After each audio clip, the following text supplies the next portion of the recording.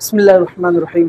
ऐसे नाम हमें रखने चाहिए जिनकी निस्बत या तो सहाबी रसूल से हों या फिर सहाबिया से हों।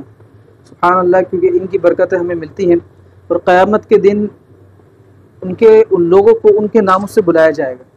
तो हमें खूबसूरत और अच्छा नाम रखना चाहिए। दो नाम जिनके माना ये है, मैं बताता चलूँ।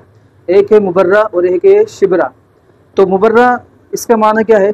इसका माना है पाकिज़ा, पाकिज़, यानी हर नुक्स व ऐब से पाक। और शिबरा, इसका माना क्या है? तोहफ़ा, अतिया। लिहाजा ये इनके माना अच्छे हैं, तो ये दोनों नाम रखना मुनासिब है। ठीक, अच्छे चूँकि माना है तो रख सकते हैं। लिहाजा कुछ नाम इस तरह भी होते हैं जिनके नाम माना ही बहुत ऐसे होते हैं, भारी होते हैं, जो कि रखने नहीं चाहिए। लिहाजा नाम भी रखें तो ऐसे रखें कि जिन पर कल बरोज़ क़यामत, जिनकी वजह से उम्मीद हो कि नामों की वजह से ही बख्शे जाए।